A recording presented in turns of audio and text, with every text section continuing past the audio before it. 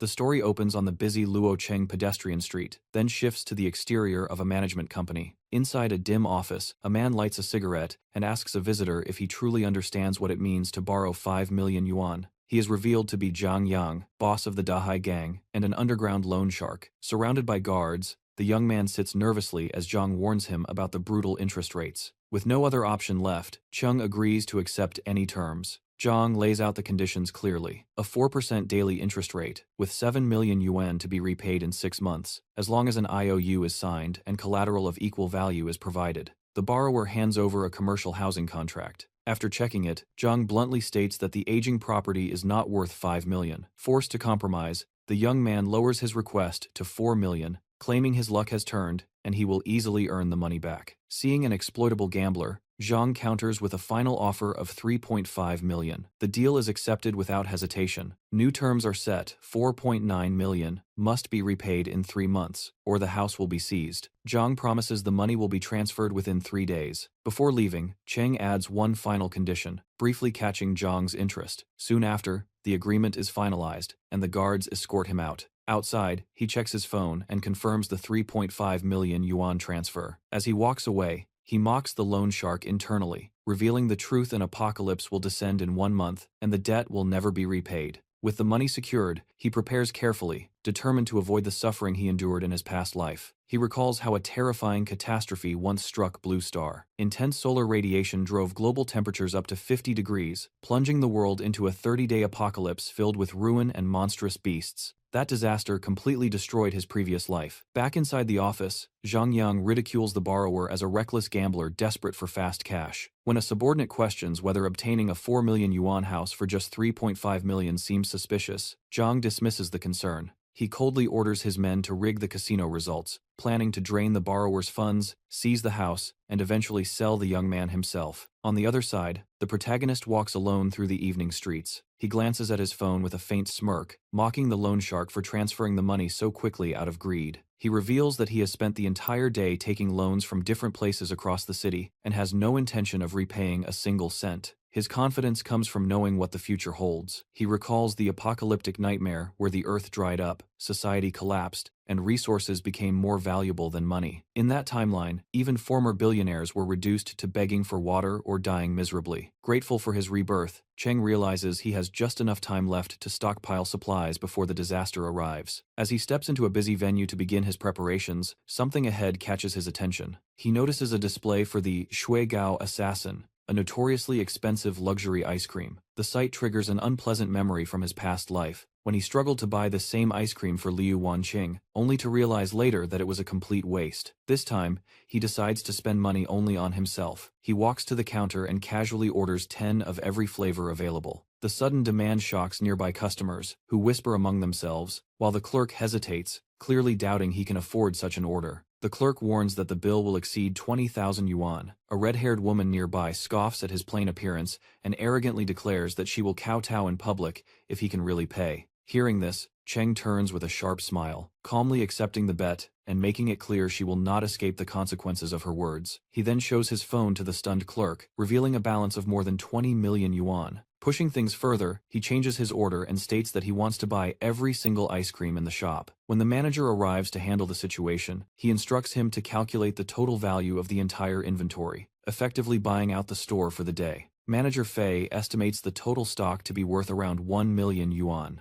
Seeing it as a small price for future comfort, Cheng immediately transfers a 300,000 yuan deposit and arranges for all the ice cream to be delivered to his safe house. Turning to the excited crowd, he announces that every woman in the store can enjoy free ice cream on his tab. He then coldly singles out the red-haired woman, reminding her that she is the only exception and that he is still waiting for her promised kowtow. True to the bet, the arrogant woman ends up sobbing on the floor in humiliation. Chen looks down at her, making it clear that she brought this disgrace upon herself. Later, Chen sits quietly on a bench and finally enjoys the luxury ice cream he won, finding the taste genuinely impressive. While eating, he activates his hidden trump card, a supernatural spatial dimension. Inside this space, time is completely frozen, meaning any supplies stored there will never spoil. The realization excites him. In the coming apocalypse, controlling fresh food will allow him to control people themselves. Chen soon confirms that his supernatural ability has been reborn along with him. This is highly unusual, since such powers normally awaken only after the apocalypse begins. Understanding how valuable this advantage is, he identifies it as his greatest trump card. He calmly plans his next steps, building a secure safe house and stocking it with weapons and energy resources. His thoughts are interrupted by an incoming call from Liu Wanqing. As he stares at her name on the screen, memories surface. After his parents died, she appeared in his life like a savior. But now,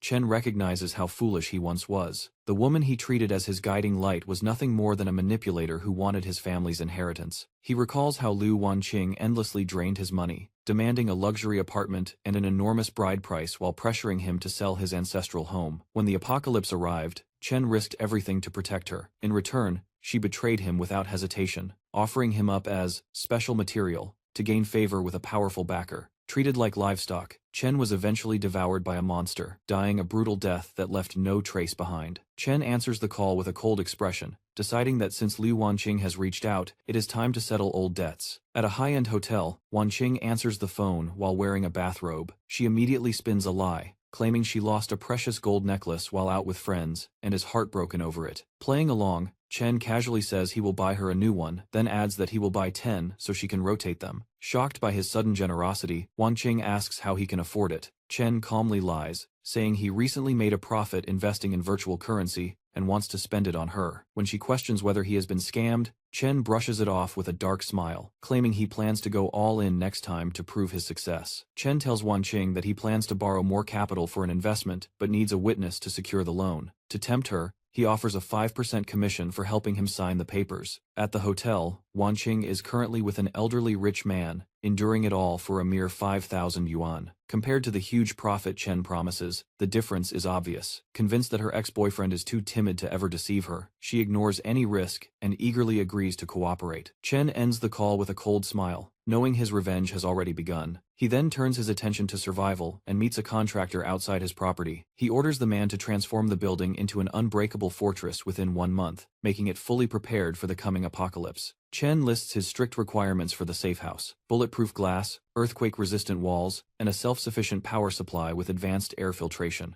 The contractor is baffled by the demands and secretly mocks Chen as a paranoid rich man obsessed with doomsday fantasies. However, when Chen questions his professionalism as a bunker expert, the contractor senses an opportunity for huge profit. He pretends to worry about the budget, only to be silenced when Chen immediately transfers a 1 million yuan deposit. With the money in hand, Chen tells him to set the final price and insists the project must be completed in exactly 1 month. Delighted by the unlimited budget, the contractor secretly plans to exploit what he believes is a foolish client and secure lifelong wealth. As they shake hands, both men hide their true intentions. The contractor plans to overcharge, while Chen knows the apocalypse will make any final payment meaningless. With construction underway, Chen moves to the next step of his plan. He reflects that when order collapses, human nature becomes more dangerous than any natural disaster, making weapons essential. While cold weapons are easy to obtain, firearms are what he truly needs. He contacts a black market dealer, who quickly responds and tells him to meet at a secret location at exactly 8 p.m. On his way to the meeting point, the quiet night is shattered by chaos. A terrified woman runs down the street, chased by 3 men, shouting threats and insults. They soon catch up, and their bald leader angrily accuses her of cheating in his territory and courting death. Panicked, the woman rushes behind Chen, clinging to him and begging for protection. Chen freezes when he sees her face, instantly recognizing her as Li Yu, and is shocked to see how she has ended up in such danger. The pursuers brutally grab the woman, yanking her by the hair as she screams in pain. As Chen gets a clear look at her face, he suddenly realizes who she is: Li Yu. He remembers her as the famous academic goddess from their middle school days, admired by countless boys. The contrast between her past brilliance and her current desperation leaves him momentarily silent. One of the thugs tightens his grip on Li Yu's hair, demanding money, and crudely suggesting she pay with her body if she cannot. Chen steps forward with a cold expression and orders them to let her go. The blonde thug laughs at his attempt to play hero and rushes at him, throwing a vicious punch meant to cripple him. Chen's eyes flash red as he calmly dodges the attack and counters in one swift motion, grabbing the thug and slamming him hard into the ground. Without effort, Chen twists the attacker's arm and pins him down as the man screams in agony. At that moment, a mysterious interface appears before Chen, informing him that he has unlocked a negative emotion harvesting system. Powered by the fear and pain around him, Chen is stunned, realizing this is an ability he never had in his previous life. Before he can think further, another gang member panics and grabs Li Yu, using her as a hostage and threatening to kill her if Chen moves. Suddenly, a brick flies through the air and smashes into the thug's face, forcing him to release her. A man in a floral shirt steps in, mocking the gang for picking on a helpless woman.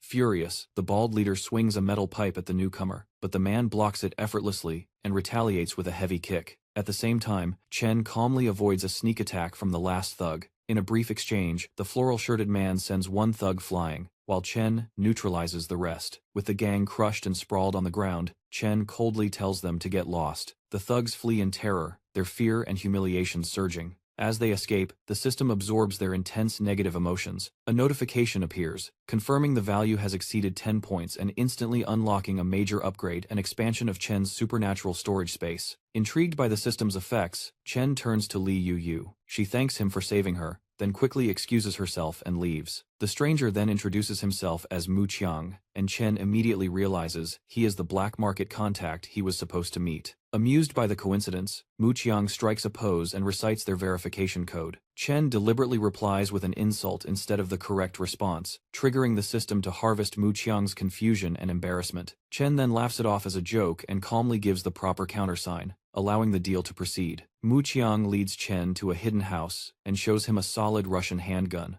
warning that ammunition is limited. After witnessing Chen's fighting ability, Mu Qiang offers him a special friendship prize. Chen checks the gun, then boldly asks for a free suppressor, a warranty card, and extra bullets. Mu Qiang is left stunned and irritated, internally raging that a black market deal is being treated like a normal store purchase. Anger surges through Mu Qiang, feeding even more negative emotion into Chen's system. Realizing he has pushed too far, Chen immediately drops the demands, transfers the agreed payment, and secures the weapon and ammunition. The scene then shifts to a luxury building, where a woman in a red dress stands by the window, quietly watching the city lights. When Chen arrives, Wanqing complains about the delay, and asks again if everything is safe. Pretending affection, Chen reassures her that it is just a simple formality. Confident in her own judgment and convinced Chen is still blindly devoted to her, she sets her doubts aside. Inside the office, Zhang Yang praises her while she signs the documents. However, his thoughts reveal the truth. Although Wanqing believes she is only acting as a witness, her signature has transferred the entire debt onto her name.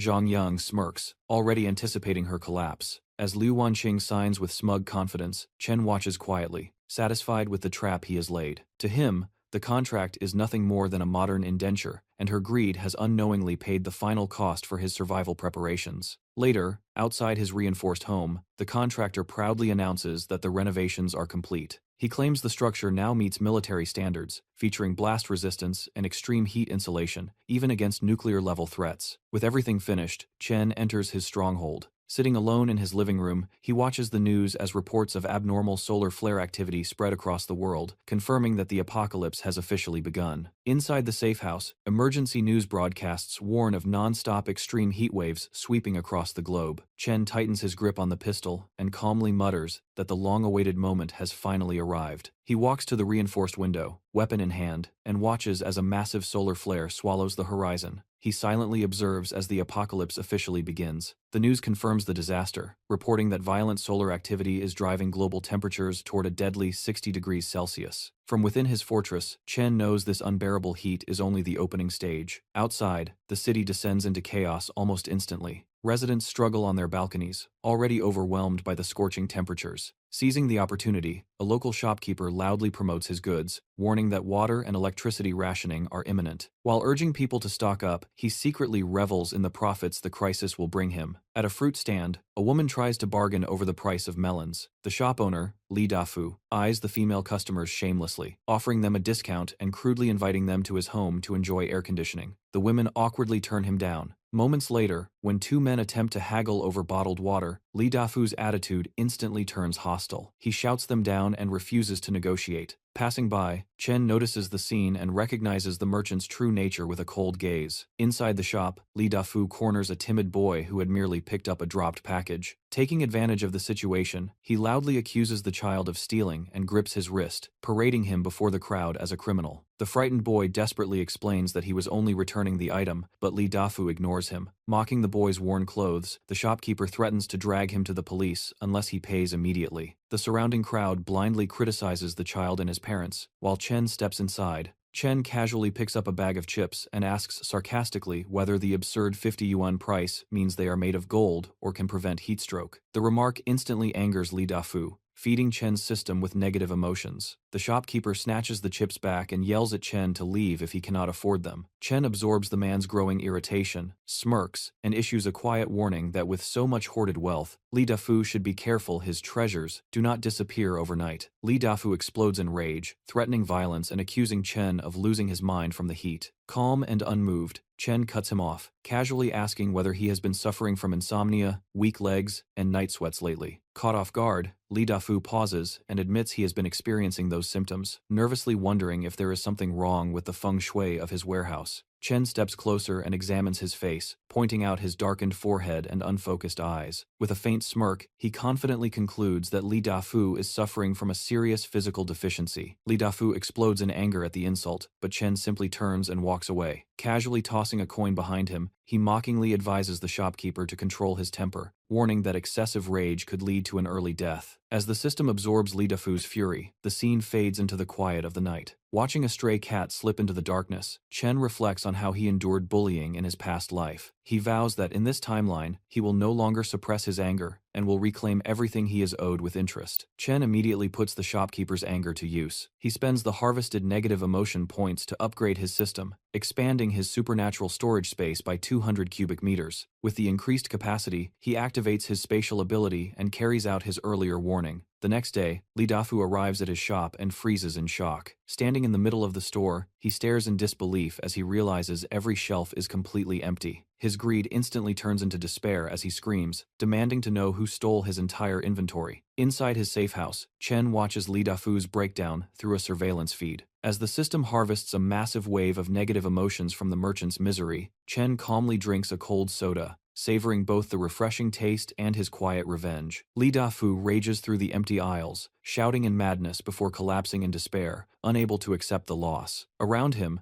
people speculate that he may have staged the incident himself to raise prices. When whispers spread about a strange shadow seen floating through the shop at night, Li Dafu's anger shifts into pure terror, fearing he has been haunted. Blending into the crowd, Chen casually eats chips and observes everything unfold as the system continuously absorbs Li Dafu's anger and suspicion. To push him over the edge, Chen deliberately munches on another bag of chips in front of the distraught shopkeeper, loudly praising the smell. Li Dafu stiffens when he recognizes the packaging. It is unmistakably from his own missing stock. Chen twists the knife by repeating his earlier taunt, casually asking if the chips are made of gold. The words push Li Dafu over the edge. He lunges forward, grabbing Chen violently and screaming that Chen is the thief who stole his goods and now dares to flaunt them in front of him. Li Dafu clutches Chen by the collar, furious at the sight of him eating what looks like his missing stock. Completely calm, Chen asks for proof and mockingly offers the half-eaten bag of chips as compensation for the empty shelves. Although burning with rage, Li Dafu quickly calculates that even without evidence, he can still frame Chen and extort money to recover his losses. Chen immediately turns the situation around by raising his voice and addressing the crowd.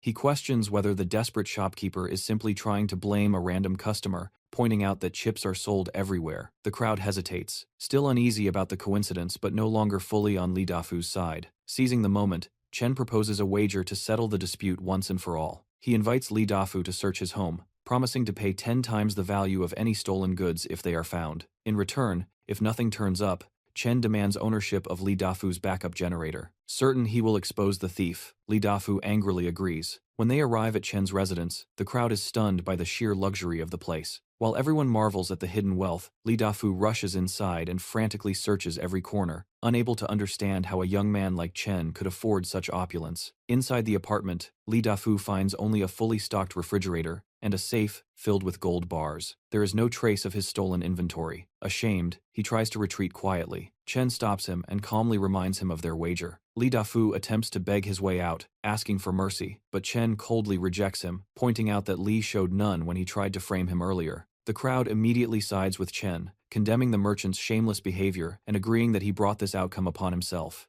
Humiliated and cornered, Li Dafu snaps and tries to strike Chen. In an instant, Chen counters, brutally twisting the shopkeeper's wrist. Li Dafu collapses in agony as the system absorbs a surge of pain from his suffering. Unable to endure it, Li Dafu hastily surrenders, promising to move the generator immediately. Chen releases him with a calm warning to hurry before the outside heat becomes fatal. As the broken merchant scrambles to comply, Chen silently mocks Li Dafu's bleak future without electricity. Satisfied as the system collects one final wave of fear and humiliation, Chen receives a frantic video call from Liu Wanqing, who complains that debt collectors have been following her for the past 2 days. She angrily demands an explanation, asking why the Dahai gang is targeting her and accusing Chen of tricking her into signing the contract. Putting on a wounded expression, Chen pretends to be deeply hurt and questions why she still doubts him after all the money he spent on her. While maintaining his innocent act, he notes internally that the gang is moving faster than he expected. Chen calmly asks whether the gang knows her current location. When Wanqing says she managed to shake them off but still suspects him, he dismisses her worries and suggests she is being paranoid.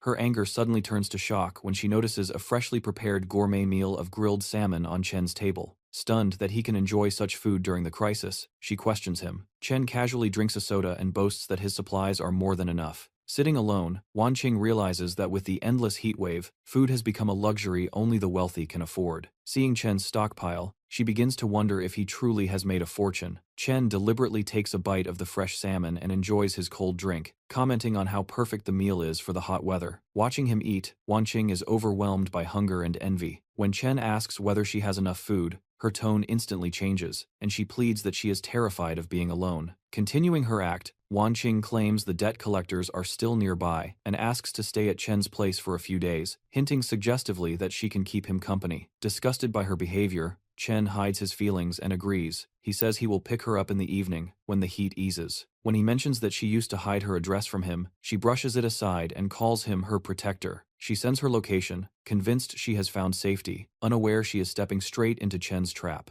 The woman stands in front of the mirror, calmly observing her reflection.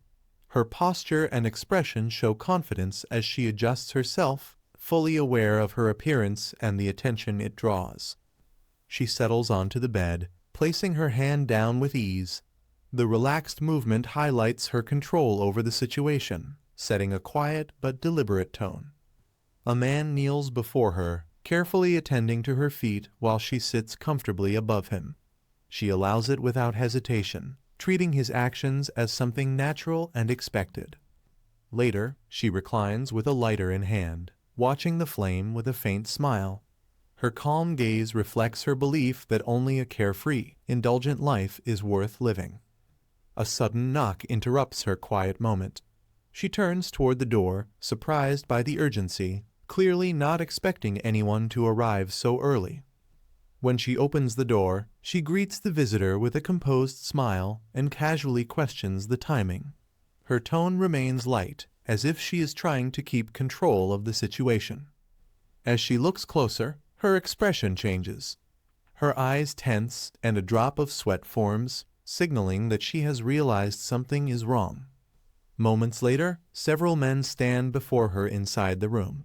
Shocked, she questions how they found her location, realizing her private life has just been exposed.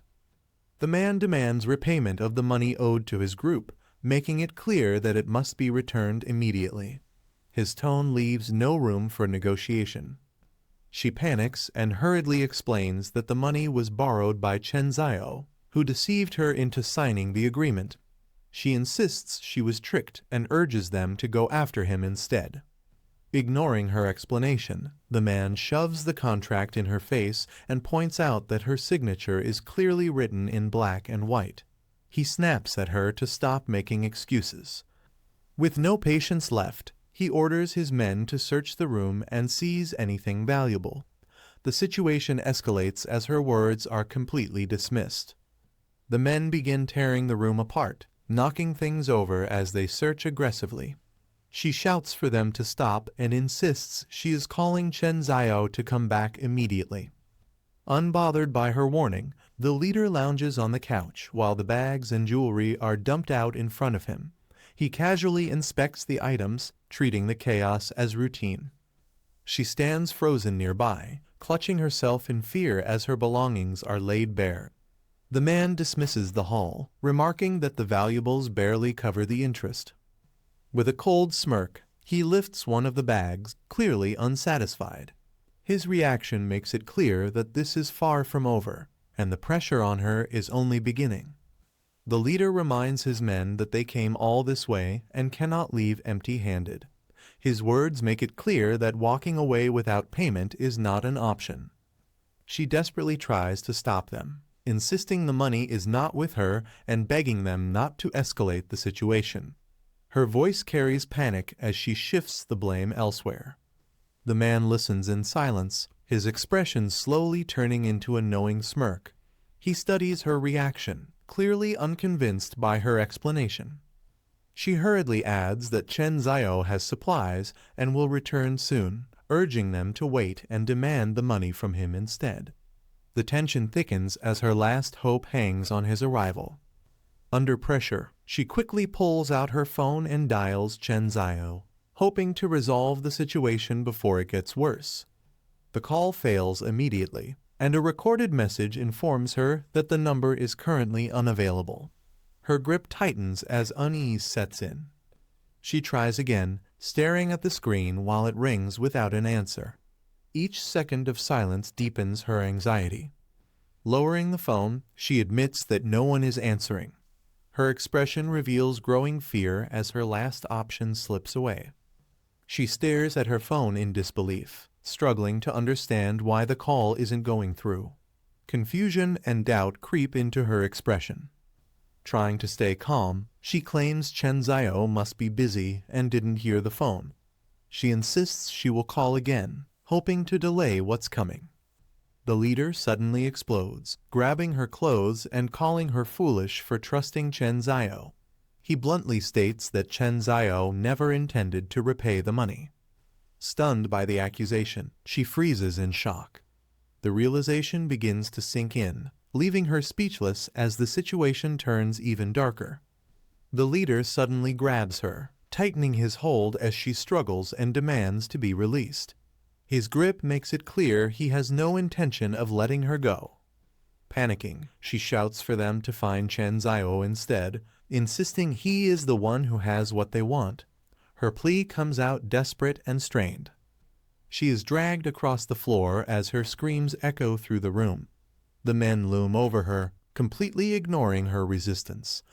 The door slams shut with force, cutting off any chance of escape.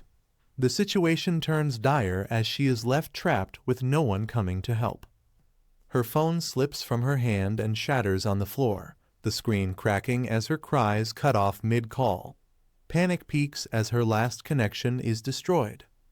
Elsewhere, Chen Zhao sits calmly in a quiet room, holding a glass of wine while working on his laptop. His phone lies nearby, ignored and silent. He casually swirls the drink and remarks that Liu Mingjing has good taste, treating the chaos he caused as nothing more than entertainment. Outside, the night city stands indifferent and still. The contrast makes it clear that while she is trapped in despair, he remains untouched and completely at ease. She collapses in the corner, sobbing uncontrollably as fear and regret overwhelm her. The room feels smaller as her situation fully sinks in. The leader turns away for a moment, listening while she cries behind him. Her breakdown only confirms how helpless she has become.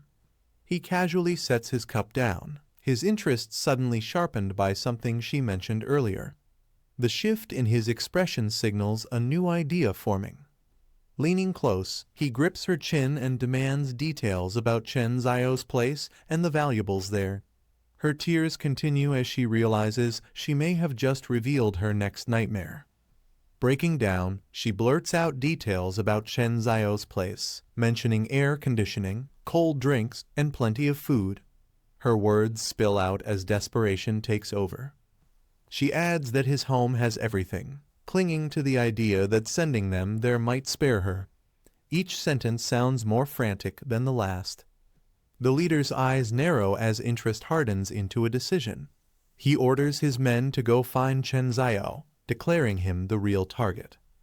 She insists she has nothing left to give, her strength nearly gone. As he looks down at her coldly, it becomes clear that her fate no longer matters to them. She is thrown onto the bed and left there, completely drained and unable to resist anymore. The room falls silent as her fate is sealed. The leader stands back, calmly adjusting himself while looking down at her. A satisfied smile spreads across his face as he confirms his decision. With a mocking tone, he signals his men and announces it's time to move. His focus has fully shifted away from her. The door closes behind them as they leave the room behind. The mess and silence remain, marking the end of her ordeal and the beginning of their next target. Left alone in the ruined room, she curls up on the bed, clutching the torn sheets as her body trembles. The silence presses in, heavier than before. Tears fall as the truth finally settles. The betrayal she tried to deny now feels undeniable and absolute. The scene opens on a quiet city street at night, showing an empty road lined with buildings, creating a tense and uneasy atmosphere as something dangerous approaches. Heavy footsteps echo as a man steps forward with confidence, his polished shoes hitting the ground sharply, signaling that the group has reached their destination. A group of men walks together while discussing their target, explaining that the beast named Zio lives here and has plenty to eat and drink, but is extremely stingy and never shares even basic necessities. One of the men smirks and reassures the others that once they get what they want, there will be plenty of benefits for them, making their intentions clear as they move closer. The boy eagerly thanks Brother Jiang, praising his generosity and saying it is no surprise he could become a big boss, while acting overly obedient in front of him. Brother Jiang casually tells the boy that helping him is no big deal, and even offers him a place to live, pretending to be kind as the people behind him watch silently. From above, the group is seen standing in the middle of the road near a parked car, confirming they have fully surrounded the area and are in control of the situation. Brother Jiang looks down with a sharp expression and senses something unusual, quietly realizing that this kid is not as simple as he appears. The group arrives in front of the apartment building at night, spreading out as they face the entrance while one man steps forward, ready to force his way inside. A muscular man confidently volunteers to kick the door down, boasting in front of Brother Jiang as he charges ahead without hesitation. The moment his foot hits the ground, blue electric sparks suddenly surge around his shoe, shocking him instantly and stopping his attack mid-motion.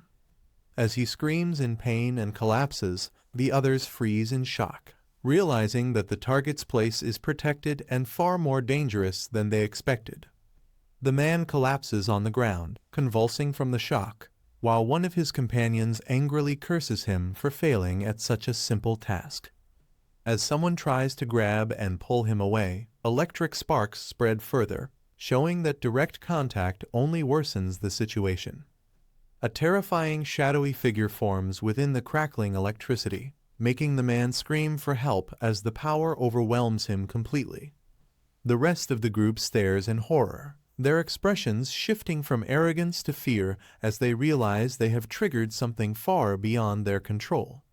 As the electricity fades, a strange sound echoes through the night, drawing everyone's attention upward toward the rooftop.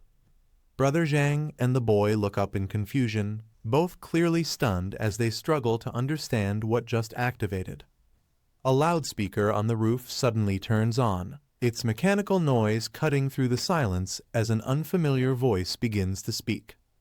The message calmly talks about good luck, blessings, and prosperity, making the situation even more unsettling as the group realizes this power is deliberate and controlled.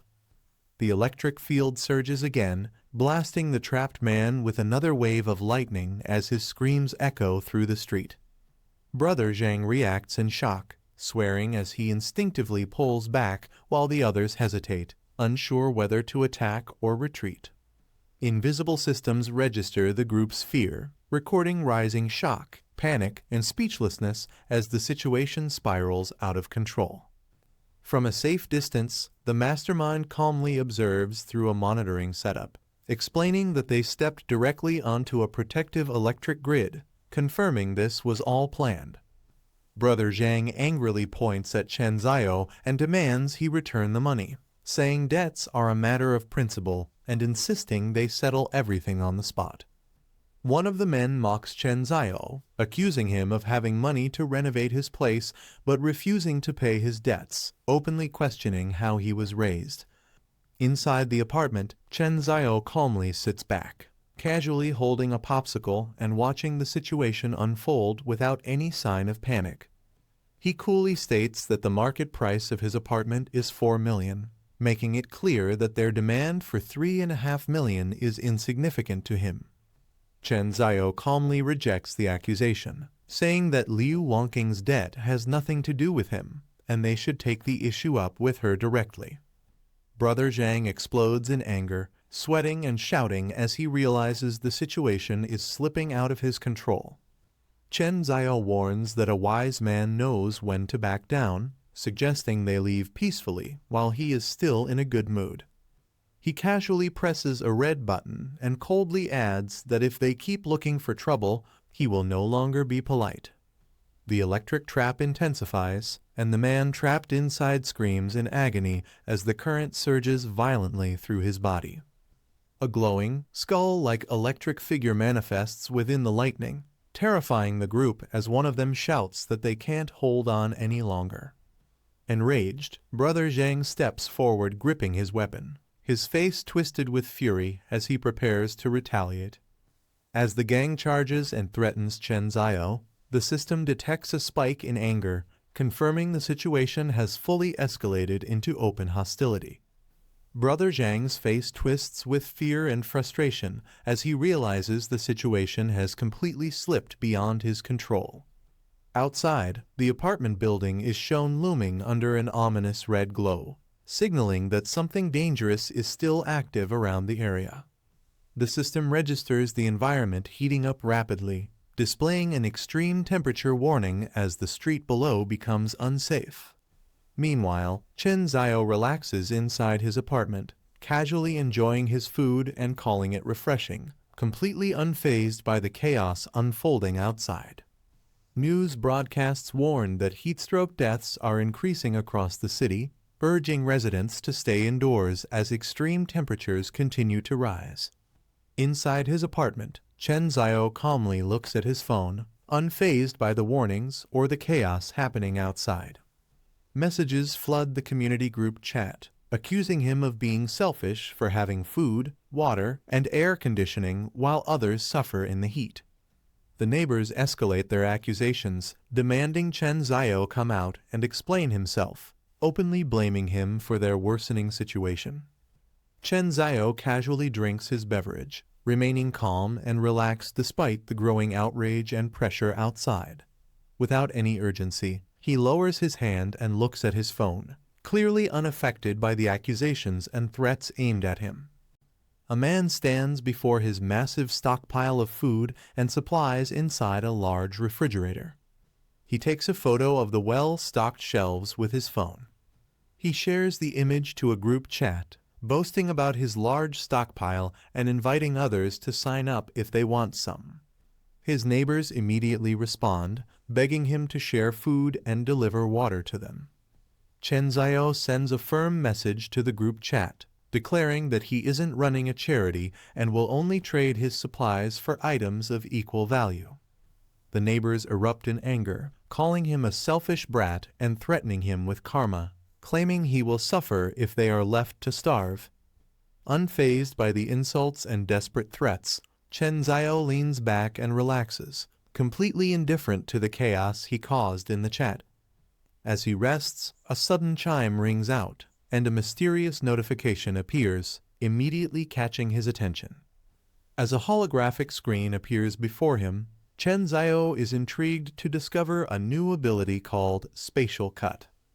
Curious about his newfound power, he decides to test it out on a simple apple sitting nearby. With a swift, sharp motion of his hand, he unleashes a blade of spatial energy that effortlessly slices the fruit in half. Seeing the lethal efficiency of the skill, Chen Zio smirks, noting that things are finally starting to get interesting. A bright orange vehicle drives through the quiet city streets late at night. A woman wearing red high heels steps out of the car onto the pavement. She stands confidently in an elegant black dress, accompanied by a bodyguard. Other guards wait as a mysterious man sits in the back of the vehicle, exhaling a cloud of smoke. A scarred man smokes a cigar with a serious expression while standing outside a residential complex. An older man in his group asks if this is the location where Chen Zhao lives. The scarred man confirms that their target resides in the innermost building. He then makes a bold move, placing his hand on the woman standing beside him as they prepare to move in. Brother Liu questions the woman about her past with Chen Zhao, asking if she will feel any regret as they prepare to raid his home. She quickly reassures him, claiming her heart belongs only to him and that she has no lingering feelings for her ex. To prove her loyalty, she insults Chen Zhao as a useless piece of trash, making it clear she views him with nothing but contempt. With their cold-blooded plans set in motion, the pair maliciously declares that tonight will be the final date of Chen Zhao's life. Two homeowners from the complex approach Brother Liu's group, eagerly offering their assistance to hunt down Chen Zhao. They explain that they know the area perfectly and are willing to block all escape routes to ensure he doesn't get away. Brother Liu accepts their offer, promising to share Chen Zhao's supplies with them if they help successfully capture him. Overjoyed by the potential reward, the neighbors lead the way, offering to take the group through a shortcut to reach their target faster. Chaos erupts in the residential complex as Brother Liu's thugs begin forcefully clearing out the residents and seizing their meager belongings.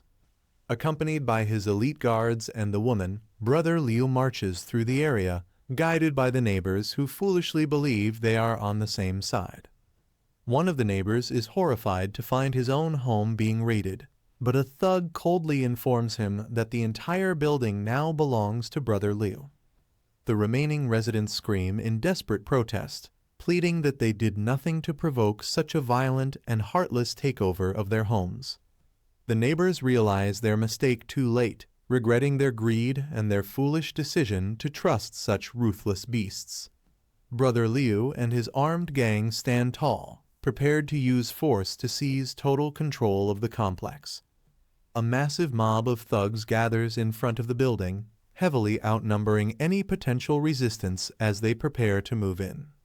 Suddenly, Chen Zhao appears and confronts the crowd, catching them off guard by hurling a sofa directly at them using his power. Chen Zhao calmly finishes his meal even as he is confronted by a large, hostile group. He nonchalantly asks if everyone has gathered there just to find him. Brother Liu warns him that death is near and demands he surrender his supplies to avoid a brutal end. Completely unfazed by the threat of imminent death, Chen Zhao simply wipes his mouth with a napkin. Chen Zhao scolds the group for their lack of manners, asking if their parents ever taught them not to disturb someone while they are eating. Infuriated by his calm attitude, Brother Liu loses his patience and orders his men to charge and cripple him. The gang members immediately launch a coordinated assault, rushing toward him with various weapons drawn. Despite being surrounded by a mob of armed thugs, Chen Zhao remains perfectly composed as the first wave of attacks reaches him. Chen Zhao effortlessly dodges an incoming punch, grabbing the attacker by the head before he can even recover. He slams the man's face into the concrete with devastating force, shattering the ground and leaving him incapacitated. As another thug attempts a surprise attack with a spiked flail, Chen Zhao remains perfectly composed and prepared. While still holding down his first opponent, he delivers a powerful kick that sends the second attacker flying across the pavement. A thug charges at Chen Zhao, swinging a heavy axe directly at his head with lethal intent. Chen Zhao remains unfazed, mockingly asking if they are forcing him to use spatial segmentation as he prepares to counter. He throws a yellow canister toward Brother Liu and his remaining group, catching them completely off guard. The canister hits the ground and immediately erupts into a massive, blinding cloud of smoke, masking the area in chaos. Coughing from the smoke, Brother Liu realizes it's tear gas and, suspecting an accomplice, orders his group to retreat immediately. After successfully driving off the attackers, Chen Zio stands firm as the remaining gang members flee into the night. A mysterious silhouette emerges from the haze, acknowledging the chaos Chen Zio caused while praising his impressive combat skills. Turning to face the unexpected visitor with a stern expression, Chen Zio demands to know why they have appeared. The mysterious visitor is revealed to be a man in a floral shirt, casually tossing a canister in his hand. He asks Chen Zio if he is still in the market for guns, suggesting they have a history of trading. An associate approaches the protagonist, visibly impressed by the resources on hand. He remarks that being able to drink ice water during such a difficult time is a sign of a truly comfortable and high-quality life. The protagonist remains cautious and questions the man's presence. He demands to know why the associate has crossed over into this area, noting that this side is outside of his usual territory. The man explains his motives, revealing that Liu Haifeng's men have been encroaching on his business lately. He admits that he has been surveilling them for several days to keep track of their movements. He explains that he followed Liu Haifeng's men to this location, not realizing they were heading for the protagonist. He concludes by questioning how the protagonist has managed to keep a large stockpile of scarce supplies, hinting that he must have access to special, secret channels. The protagonist remains highly suspicious of the man's line of questioning. Giving him a sharp, intense look, he demands to know exactly what the man is trying to get at with his comments about the supplies. The associate immediately tries to ease the tension, telling the protagonist not to take his curiosity the wrong way. He clarifies that he isn't interested in prying into the protagonist's private affairs or his secret supply channels. He finally reveals his true motive. Liu Haifeng has recently managed to stockpile a massive amount of purified water. He proposes that the two of them cooperate and form a partnership specifically to seize that water for themselves. Laying out the plan, the man explains that he is intimately familiar with the layout of Liu Haifeng's underground business. He suggests that the protagonist handles the retrieval. They store the water at this location first, and then he will use his connections to find a way to sell it. As the temperature continues to rise, the protagonist acknowledges that water has become an incredibly valuable and hard currency. He decides that cooperation with the associate is acceptable under the right circumstances. The protagonist agrees to the partnership, but immediately lays out a harsh set of terms. He proposes a 9-to-1 profit split, stating firmly that he will take 90% of the earnings while the associate only receives 10%. Shocked by the extreme demand, the man erupts in frustration, accusing the protagonist of basically trying to rob him. He is staggered by the unfairness of the offer, questioning how such a lopsided deal could even be considered. The protagonist remains completely unmoved by the man's outburst. Coldly, he gives a final ultimatum, stating that if the man is unwilling to accept those terms, then they have nothing left to discuss, effectively ending the negotiation. Desperate for a better deal, the associate begs for an 8-to-2 split instead of the previous offer. He pleads with the protagonist to leave him at least some profit, claiming he needs enough to survive and put food on the table. Internally, the man realizes he has very little leverage. He observes the protagonist's unwavering confidence and concludes that he must be holding a powerful trump card. Despite the harsh terms, he admits to himself that he cannot find anyone more suitable for this partnership. The protagonist calmly considers the proposal and decides that an 8-to-2 split is acceptable. However, he immediately attaches a new condition. For any future goods acquired, he must have the first pick, leaving only the remaining items for the associate to sell. Faced with no other viable options and realizing the protagonist holds all the power, the associate finally surrenders. He crosses his arms in resignation and officially concedes, telling the protagonist that he has won the negotiation. Once the deal is settled, the protagonist immediately focuses on the next phase of the plan.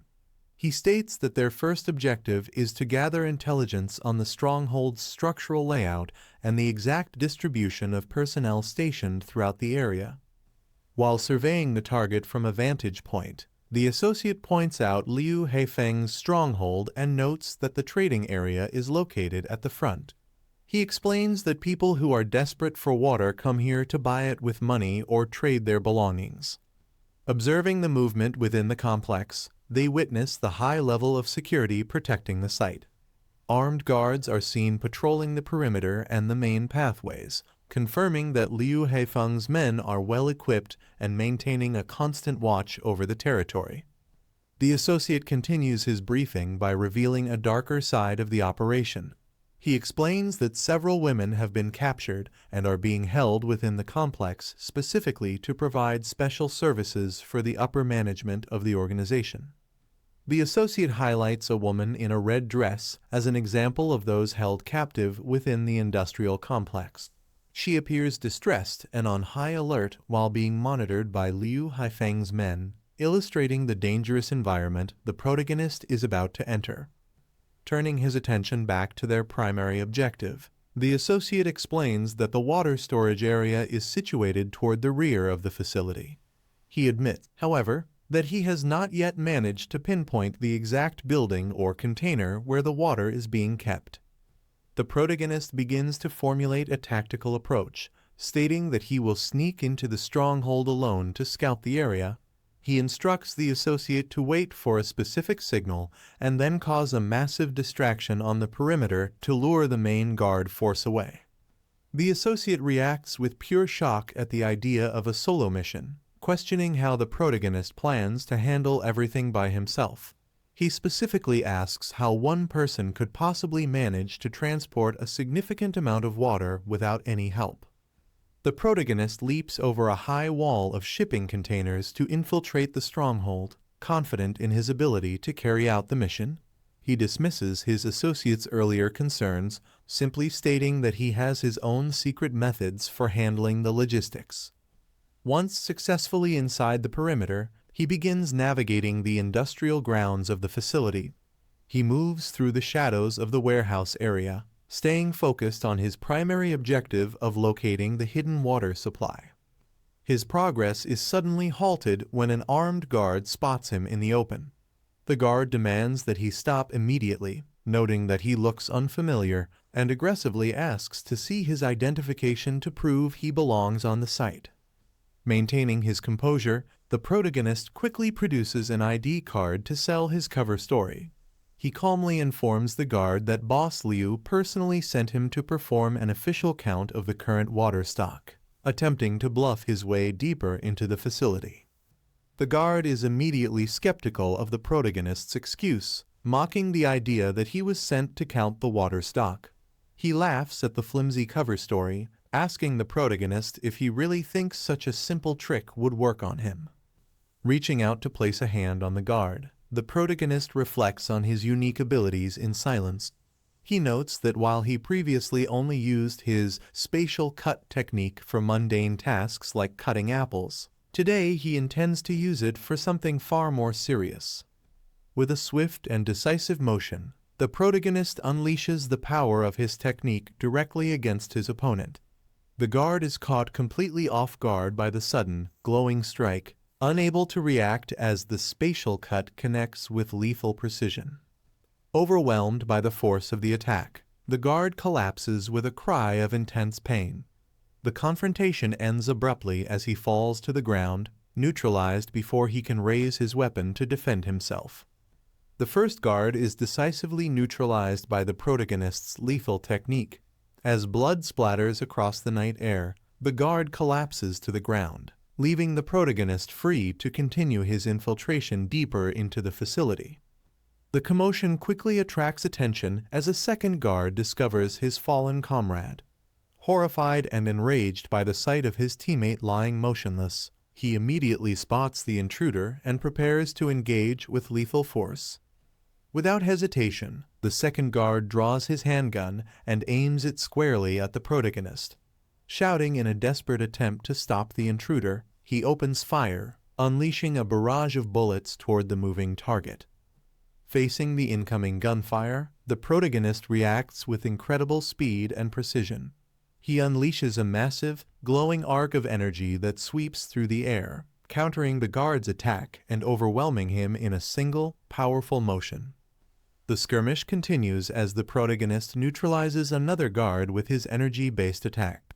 Even as the guard manages to fire a shot, the lethal precision of the strike proves overwhelming, causing the facility's security to crumble under the sudden assault. The sound of combat alerts the entire stronghold, prompting a massive response from the personnel, shouting that an intruder has successfully sneaked in. A heavily armed unit carrying everything from rifles to an RPG rushes toward the area to intercept the threat. Understanding the danger of being surrounded by such a large force, the protagonist quickly moves back into the shadows. He presses himself firmly against a wall, staying out of the light as an armed guard runs right past his hiding spot without noticing him. Once the guard has passed, the protagonist remains incredibly composed despite the growing chaos. He takes a quiet moment to exhale, watching the guard scramble from his position in the darkness as he prepares to make his next move toward the water stock. The protagonist remains deep in thought, his eyes narrowed with intense focus as he continues his infiltration. He stays low, carefully observing the situation to determine the best time to move forward without being spotted by the roving security teams. Deep within the facility, a large crowd has gathered around the massive water storage tank, creating a significant amount of noise and activity. The gathering highlights just how critical this central resource is to everyone currently residing within the stronghold's walls. Security is tightened immediately as the search for the intruder intensifies across the industrial grounds. Heavily armed guards are seen silhouetted against the rusty corrugated warehouses, conducting a thorough and systematic sweep of the perimeter to root out the threat. In the midst of the sweep, a young woman suddenly appears from the shadows, looking visibly anxious and alert.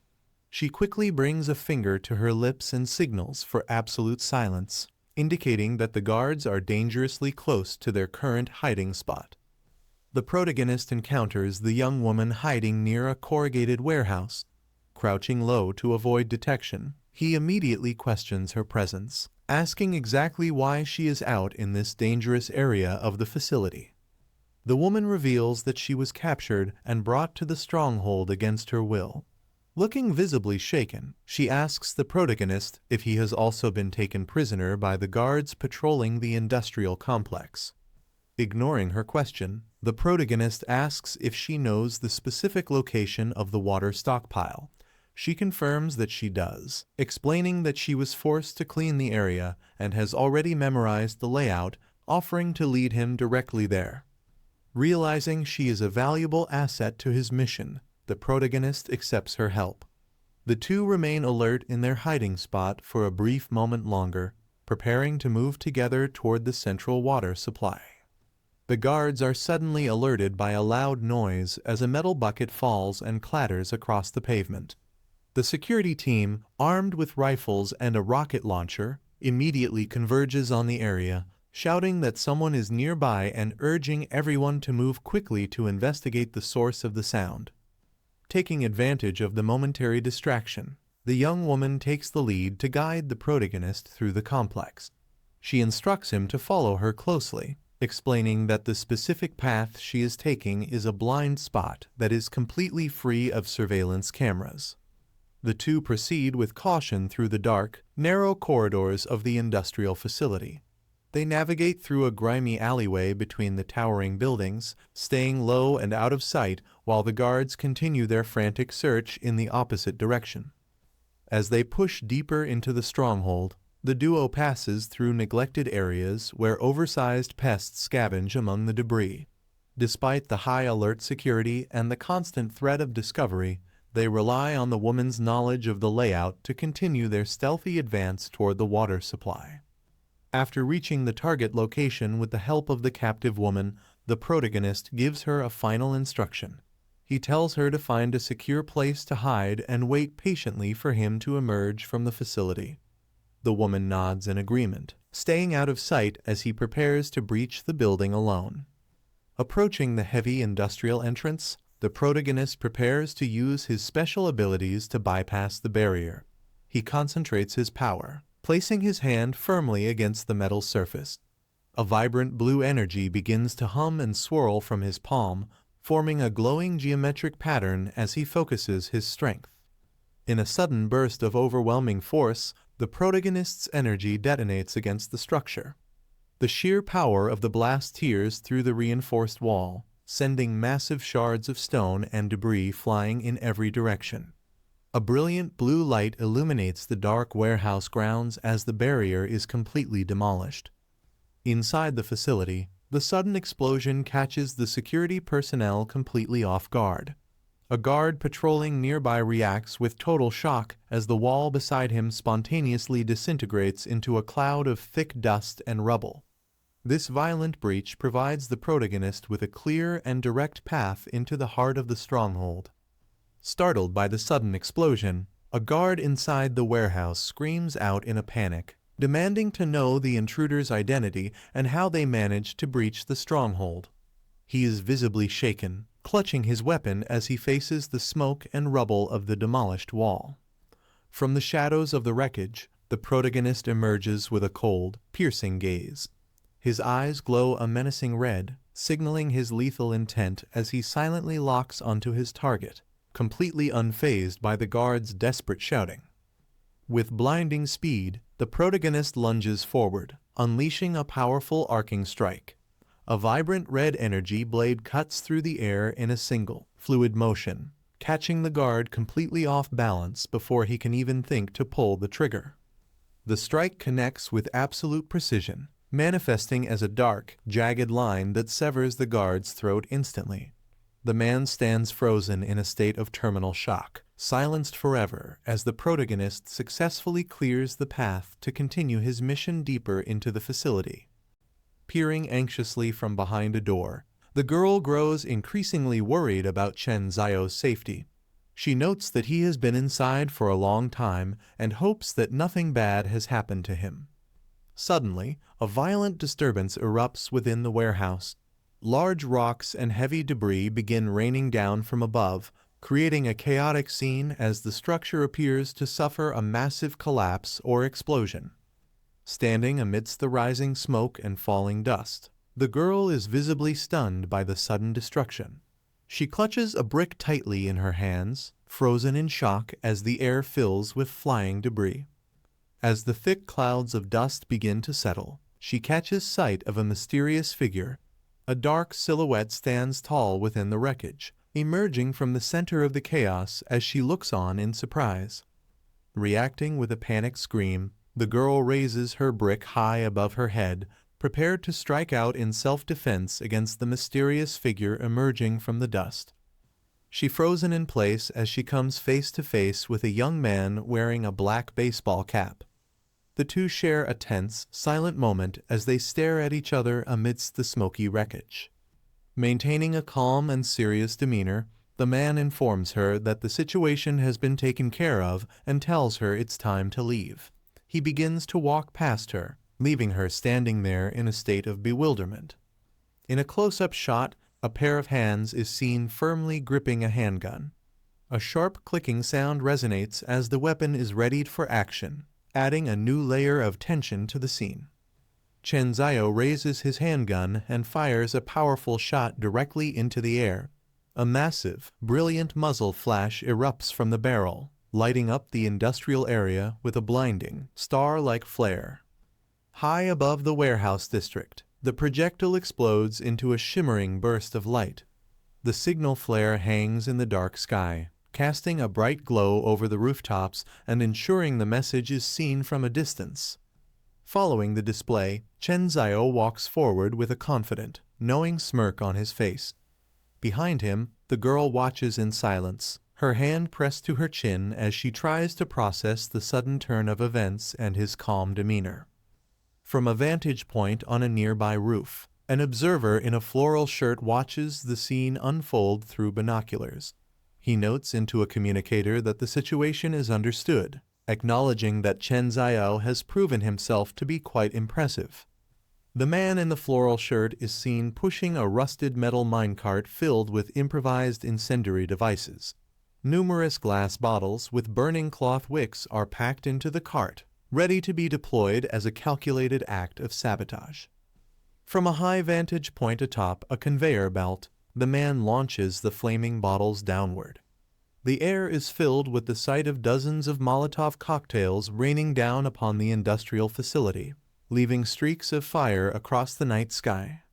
The impact is immediate and devastating, as the entire factory building is engulfed in a massive inferno.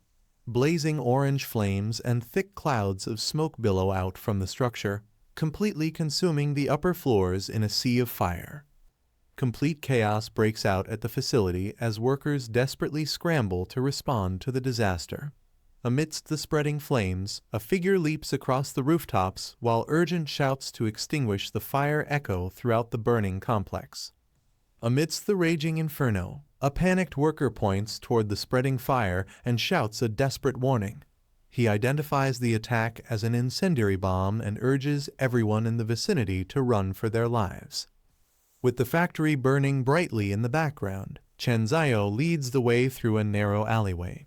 He directs the girl to follow him, explaining that this path leads directly to the outskirts of the south gate and safety. In a tense close-up, Chen Xiao's expression remains stoic and focused. A chilling red glow emanates from his eyes, highlighting his intense determination as he navigates the dangerous situation with unnatural calm. Suddenly, a blonde woman appears and looks down at Chen Xiao with a look of pure desperation. She clings to him and pleads for her life, begging him to take her with him and not leave her behind in the devastation.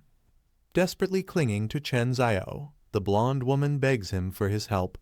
She tries to appeal to his emotions by reminding him of their past together, pleading for him to save her for the sake of the relationship they once shared as lovers. Hanging on to him in a state of panic, she attempts to bargain for her rescue.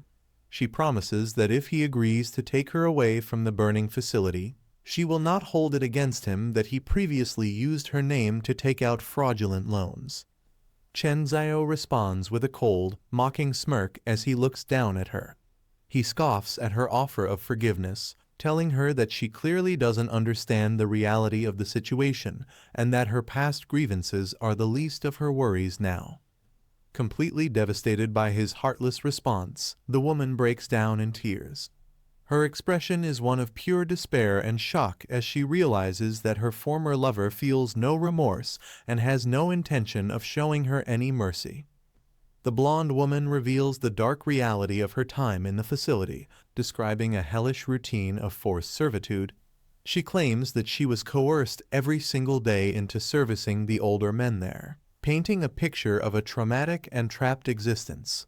She further details the brutal cycle of abuse she faced from her captors. She explains that any attempt at resistance resulted in immediate physical violence, and whenever she tried to run away, they would simply catch her and drag her back to face more torment. With a look of pure desperation, she begs Chen Xiao for his help and protection. Claiming she has absolutely nowhere else to turn, she pleads for him to let her live with him, promising that she is willing to do anything he asks in exchange for a safe haven. Chen Xiao remains cold and unmoved, confronting her with a list of her past betrayals. He reminds her of how she once mocked him for being poor, insulted him by calling him a simp, and even conspired with Liu Heifeng in a deadly plot to have him murdered. A chilling close-up reveals Chen Xiao's eye, now a deep, burning crimson. His gaze is filled with a cold, calculated fury as he finally confronts the woman who orchestrated his destruction in another life. Terrified and trembling, the woman's eyes widen as a wave of realization hits her. The shock of his words leaves her paralyzed, as the haunting sins of her past finally catch up to her in the most unexpected way. A gruesome vision from a past life surfaces, showing Chen Xiao being brutally dismembered by a group of attackers.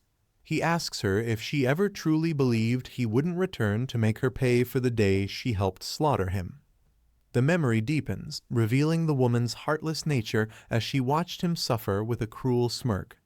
While he was being tortured and held down, she stood by with her accomplices, enjoying the sight of his agonizing end without a shred of remorse. Chen Zhao delivers a sharp blow, knocking the blonde woman to the ground with a resounding slap. Unmoved by her pleas, he dismisses her desperate performance, telling her that her acting skills are still as pathetic as they were before. Turning his back on the fallen woman, Chen Zhao remains cold and indifferent to her suffering. He addresses his companion with a short, authoritative command, stating that it is finally time for them to leave this place behind. As the two walk away into the shadows of the alley, the blonde woman is left abandoned on the cold pavement. Behind them, the massive factory continues to burn, lighting up the night sky with the glow of the raging inferno they left in their wake. Left with nothing but her rage, the woman glares after them with a look of pure malice. She curses Chen Zhao for his extreme ruthlessness, vowing that if he refuses to show her mercy, she will ensure that no one else gets out of this alive or has an easy path forward. Inside the warehouse filled with billowing clouds of thick smoke and suffocating dust, a frantic voice rings out in pure desperation. A man screams out in a panic, his only concern being the safety of his water supply as he desperately checks if the precious resource is still okay. Suddenly, a group of armed men bursts through a doorway, their faces etched with shock as they survey the surrounding destruction. Led by a man in a patterned shirt, the group emerges with rifles at the ready, greeted by the intense heat of the spreading flames and a thunderous crashing sound echoing through the facility. From a top-down perspective, the three men are seen standing amidst the growing carnage, surrounded by rising smoke and encroaching fire. They find themselves in a ruined industrial section where shelves are toppled and the floor is charred, as the full extent of the sabotage begins to reveal itself. The man with long orange hair, identified as Boss Liu, is stopped dead in his tracks by a chilling discovery. Written boldly in red across a scorched wall is a final, bloodthirsty warning, a message declaring that while his water has been stolen this time, his very life will be the next thing taken. Boss Liu is shown in a state of absolute fury, his face contorted as he bellows a demand to know who is responsible for the destruction. His eyes are wide with rage as he searches for someone to blame for the devastating attack on his facility. Seizing the opportunity to save herself, the blonde woman feigns a position of weakness on the ground as Boss Liu approaches. She tearfully identifies Chen Zhao as the perpetrator, claiming that she courageously tried to stop him but was injured in the process. Continuing her calculated manipulation, she further stokes Boss Liu's anger by sharing insulting remarks she claims were made by their enemy. She tells him that Chen Zhao mockingly referred to him as nothing more than a piece of trash. She delivers a final stinging insult, asserting that Chen Zhao claimed Boss Liu was completely unworthy of possessing any of the valuable resources at the facility. Her lies are carefully crafted to incite a deadly and direct confrontation between the two men. Leaning into Boss Liu, the blonde woman continues her calculated manipulation to ensure Chen Zhao is eliminated. She whispers a final lie, claiming that his true intention isn't just to steal their supplies, but to hunt down and kill every single person in the gang. Driven into a blind frenzy by her words and the message on the wall, Boss Liu lets out an enraged roar. He rallies his remaining men with a violent command, ordering everyone to head toward the south gate immediately to slaughter Chen Zhao for his defiance. As the warehouse continues to burn, Chen Zhao's ally surveys the growing carnage from a safe distance. Standing near a stack of oil barrels, he remarks on the massive scale of the disaster they've created, noting that the entire facility is now in absolute chaos. From their vantage point on a nearby rooftop, Chen Zhao and his partner watch the facility go up in flames. Holding a lit torch and looking down at his panicked enemies, Chen Zhao coldly agrees, satisfied that his plan for revenge is finally unfolding exactly as intended. Boss Liu arrives at the scene with a massive group of his followers, their silhouettes framed by the massive fire consuming the warehouse. He stands at the forefront, his expression a mixture of calculation and intense anger as he finally confronts the source of the chaos. Casually holding a lit torch, Chen Zhao greets the arrival of the gang leader with a mocking smirk. He comments on how quickly Boss Liu managed to mobilize his forces, his eyes glowing with a red intensity that shows he has been expecting this direct confrontation all along. His patience completely exhausted, Boss Liu points a finger toward his enemy and bellows a final, violent command to his men. He orders his subordinates to charge forward and seize Chen Zhao, sparking a desperate rush as the armed gang members prepare to swarm their target. As the mob begins its assault, Chen Zhao hurls a flaming object into their path, creating a new barrier of fire between them. His partner in the floral shirt stands beside him with arms crossed, watching with a satisfied grin as they lead their pursuers further into a carefully prepared trap. The area erupts into an uncontrollable inferno as the sabotage reaches its peak. Swirling red and orange flames consume the surroundings, accompanied by a deafening roar as the intense heat spreads through the industrial complex. Boss Liu's gang members gather at the edge of the destruction, their silhouettes framed by the massive wall of fire. Armed with bats and metal pipes, the men stand ready for a fight, watching the blaze with a mixture of grim determination and readiness. Driven to a state of absolute madness by the loss of his facility, Boss Liu lets out a blood-curdling scream.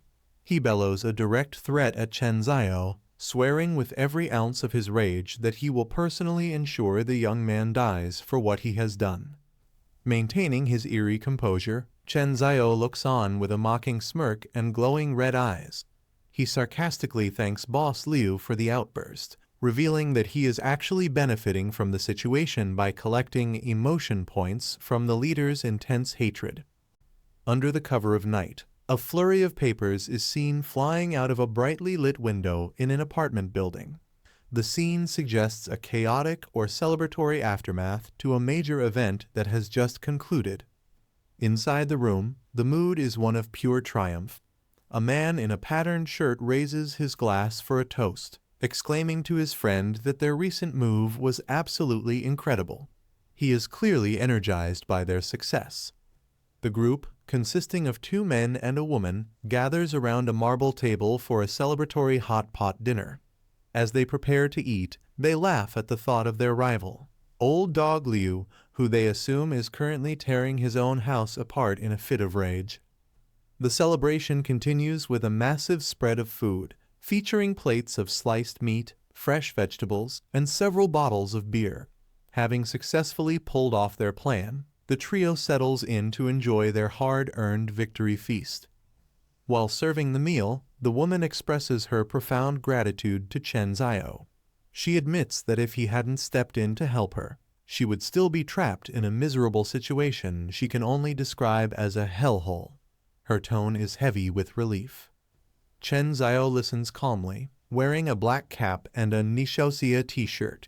He tries to downplay his actions, telling her that they are old classmates and there is absolutely no need for her to be so formal or overly polite about the help he provided. Refusing to let it go, the woman looks down with a soft, sincere expression. She explains that it isn't just about being polite. His rescue meant more than that. She tells him that his selfless actions made her realize there are still people in this world who are truly worth trusting. The atmosphere lightens as their friend in the patterned shirt chimes in from across the table. He playfully teases Chen Zhao, praising him for his hero saves the beauty move. He notes that the entire rescue was handled with brilliant timing and style. The man in the floral shirt leans in eagerly, asking Chen Zhao to finally give him the lowdown on his recent feat. He is dying to know the secret behind the operation and how Chen Zhao managed to pull off such a massive task. He gestures wildly at the room, which is now revealed to be overflowing with large water jugs. He questions if Chen Zhao used some kind of magic, as he somehow managed to empty an entire reservoir into these containers all by himself. A wide shot reveals the true, staggering scale of the operation, showing the apartment packed wall to wall and floor to ceiling with thousands of water bottles. The sheer absurdity of the sight leaves the group in a moment of stunned, speechless silence. While his friend reacts with a face of pure shock and disbelief, Chen Zio remains perfectly calm, continuing to eat his meal. He cryptically states that he has his ways and advises his friend to shift his focus toward the logistics of safely selling such a massive quantity of water. As they continue their meal, Chen Zio turns to the woman with a curious expression. He mentions that after they graduated from junior high, she seemed to vanish completely, and he asks why there was never any news about her during all those years. The woman's demeanor shifts instantly, her face clouding with a deep, lingering sadness. She gazes down at her bowl and quietly reveals that shortly after their graduation, her family suffered through a series of tragic accidents that changed the course of her life. A tense close-up shows her face partially obscured by shadows, her eyes hidden behind her hair.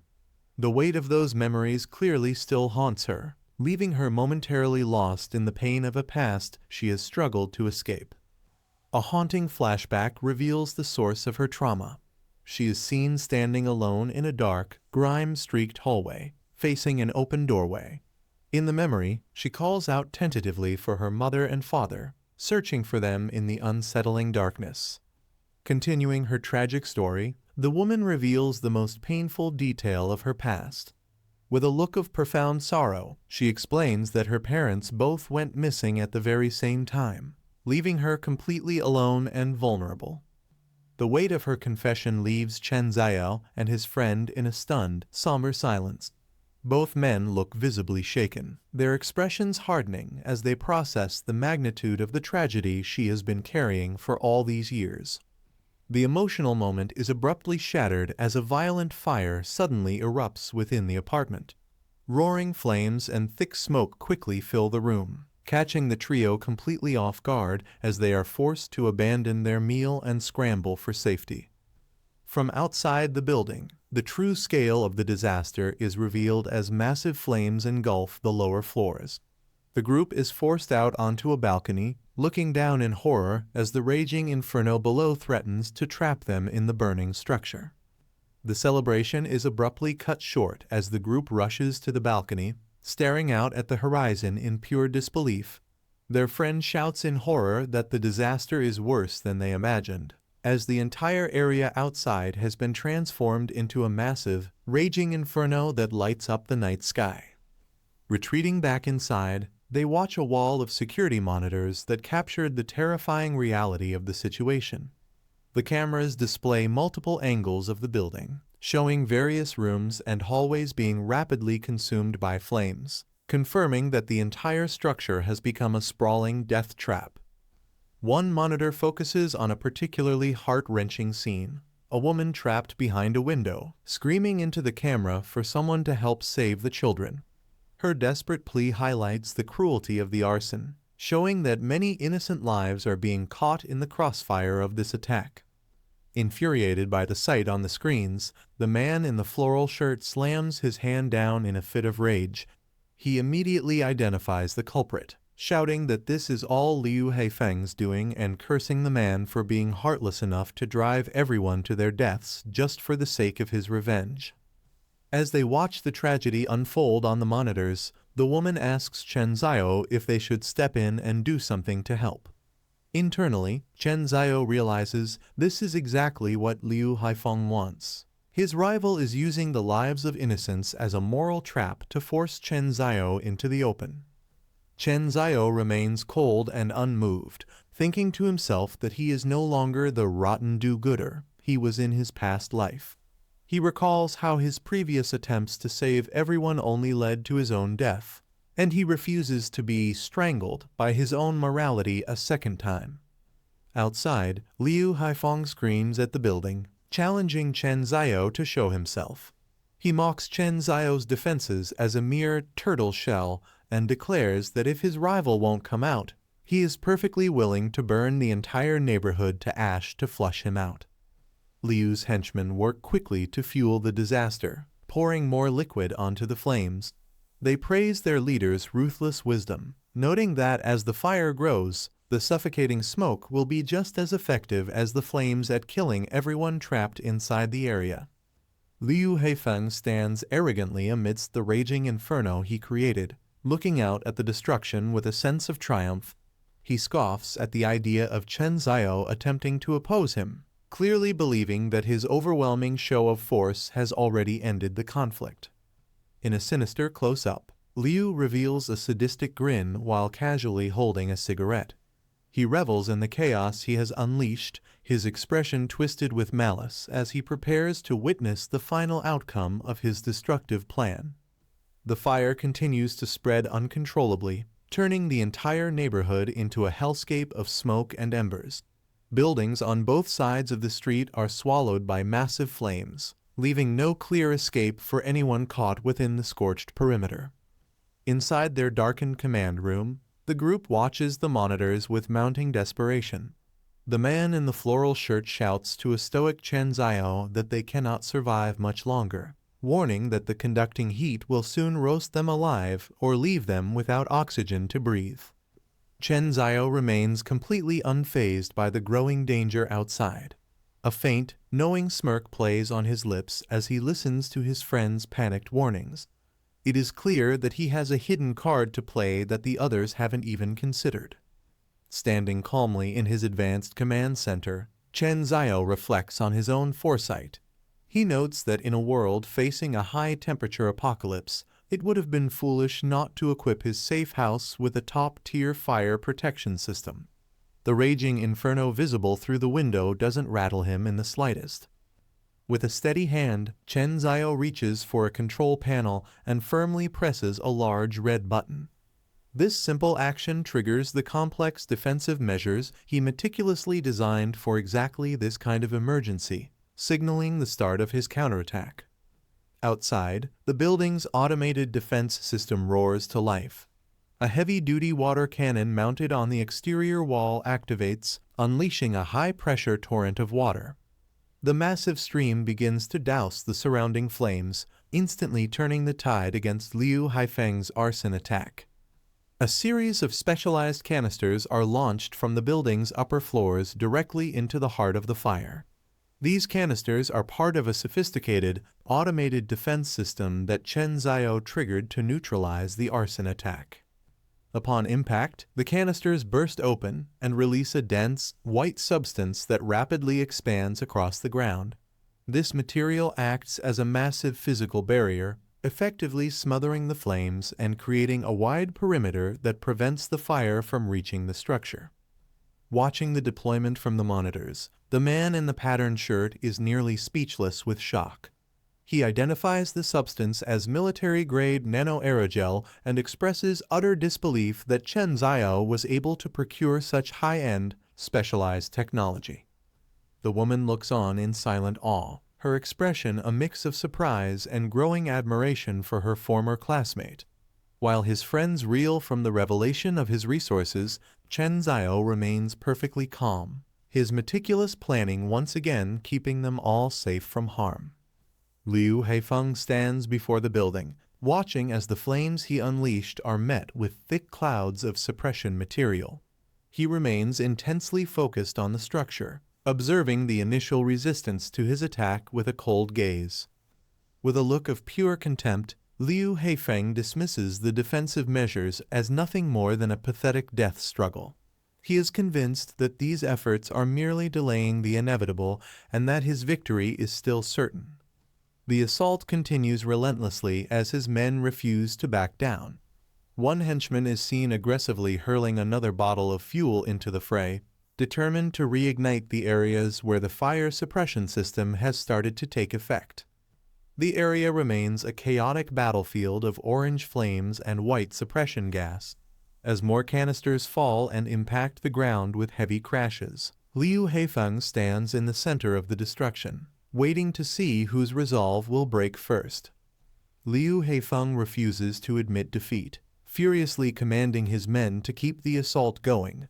He shouts that he doesn't believe Chen Zio's high-tech defensive junk has an infinite supply, and he is determined to outlast the suppression system through sheer persistence.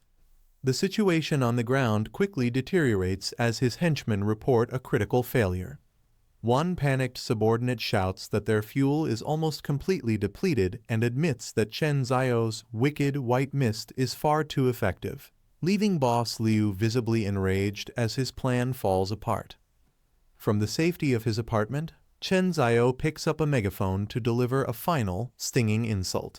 He calmly asks Boss Liu if he has played enough with fire and sarcastically invites him inside for a glass of ice water to help him cool down after his humiliating defeat.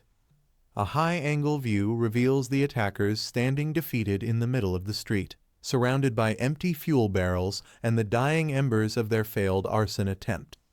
Despite their numbers, they are left powerless against Chen Zio's superior preparation and tactical foresight. Liu Haifeng has a change of heart, deciding that simply killing Chen Zio would be letting him off far too easily. He gazes at the building, realizing its fireproof and self-sufficient nature makes it the ultimate shelter, and he vows that the house must belong to him. Acknowledging that his fire attacks and brute force have proven completely ineffective, Liu Haifeng's expression twists into a sinister, wide-eyed grin. He declares that he is finished playing games and is ready to tear off the last shred of civility to get what he wants. The villain reveals his leverage: two innocent women, their hands bound tightly with rope. They look on with expressions of pure terror and desperation, realizing they have been captured as hostages to be used against Chen Zio. Chen Zio stands his ground, still clutching the megaphone as he stares down at the scene below. His face is cast in deep shadow, his eyes glowing with a cold, sharp intensity that shows he is fully prepared to face whatever ruthless tactics Liu Haifeng attempts next. Liu Haifeng brandishes a flaming axe, shouting for Chen Zio to come out and face him. He demands that Chen Zio look at the hostages, claiming they are all suffering solely because of his actions. The terrified captives cry out in despair, cursing Chen Zio for offending Boss Liu. They beg him to show himself, blaming him for dragging them into this dangerous conflict. Liu Haifeng prepares to execute the elderly hostage to draw Chen Zio out. Despite the threat, the old man remains defiant, warning Liu Haifeng that such cruelty will only lead to his own miserable death. Inside, Chen Zio's allies prepare to charge out and fight, but Chen Zio remains cold. He realizes that Liu Haifeng is using lives as blackmail and concludes that, in this harsh world, being soft-hearted is the same as suicide. Chen Zio watches the monitor and recognizes the hostage as Old Man Wang. Seeing the man who once helped him in the hands of his enemy causes a visible shift in his demeanor. Chen Zio recalls a past moment of desperation when Old Man Wang stood by him amidst flames and ruin. He remembers the old man's words, urging him to stay alive because as long as there is life, there is hope. The memory of Old Man Wang's kindness ignites a cold fury within Chen Zio. His eyes glow with a lethal resolve as he decides that he can no longer remain a passive observer to this cruelty. Taking charge, Chen Zio instructs Mu Kang to stay behind and protect Yaoyu. Determined to end the conflict once and for all, he heads out alone to settle his accounts with Boss Liu. Chen Zio finally steps out into the open, facing the chaos head-on. As he walks through the remnants of the neighborhood, he remains calm, his presence alone shifting the tension of the confrontation. He confronts Liu Haifeng directly, making it clear that their personal grudge is between the two of them alone. He demands that Liu Haifeng stop targeting innocent people, as they have nothing to do with their conflict. Liu Haifeng mocks Chen Zio for finally crawling out of his turtle shell. He offers a brutal ultimatum: if Chen Zio pays back the money, hands over his water supply, and surrenders his life, he might consider releasing the hostages. In response to being accused of playing hero, Chen Zio lets out a chilling smirk. His dark expression suggests that he isn't there to sacrifice himself, but to bring a violent end to the leverage Liu Haifeng thinks he holds. Facing boss Liu's demands, Chen Xiao maintains a cold, unwavering stare. He flatly rejects the initial ultimatum, stating simply and firmly that he is not interested in the terms offered. Shifting his approach, Chen Xiao adopts a mockingly casual tone to unsettle his opponent. He remarks that constant fighting and killing is tedious and ultimately bad for one's karma, suggesting a different way to settle the score.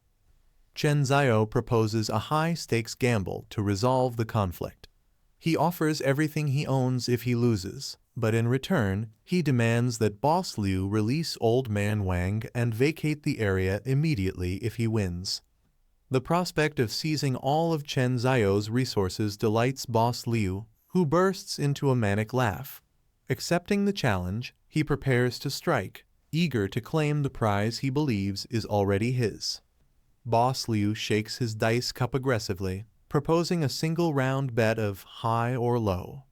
He declares that this one roll will be the final decider, with both of their lives and everything they own hanging in the balance. Chen Xiao takes his position, matching Boss Liu's intensity as he holds his own dice cup with a steady hand. He remains eerily calm, showing no signs of hesitation despite the lethal stakes of the gamble. With a look of cold resolve, Chen Xiao accepts the terms of the challenge. He stares directly at his opponent and places his bet on the outcome being high, ready to let the dice determine the future. The two stand face to face in a legendary gambling god showdown. Surrounded by a heavy atmosphere of tension, they prepare for the final reveal that will either grant Chen Xiao his victory or cost him his life. Boss Liu shakes the dice cup with a smug, overconfident grin. Dressed in his gambling god persona, he rattles the dice aggressively, convinced that luck is on his side and that he is about to seize all of Chen Xiao's hard-earned resources.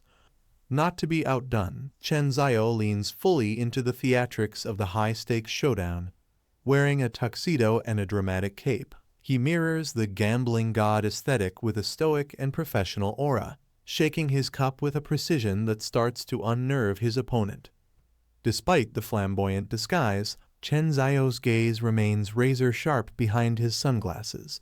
He is no longer just a survivor. He is a man on a mission, his eyes filled with a cold, calculated resolve to win back Old Man Wang's freedom at any cost. As the moment of truth arrives, the atmosphere becomes suffocatingly tense. Liu Haifeng shouts with a mix of manic laughter and anticipation, ready to slam his cup down and reveal the roll that he believes will seal Chen Xiao's fate and end the challenge in his favor.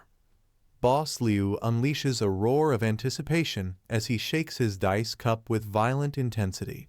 He puts his entire focus into the rattle, clearly confident that this single roll will grant him everything Chen Xiao possesses.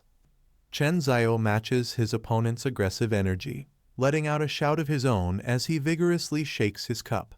His expression is one of pure determination, showing that he is fully committed to this life or death gamble.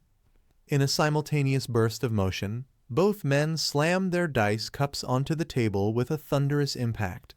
The air is thick with tension as the shaking stops, and they prepare to reveal the outcome that will decide the fate of everyone involved. However, a subtle close-up reveals that the game is far from fair.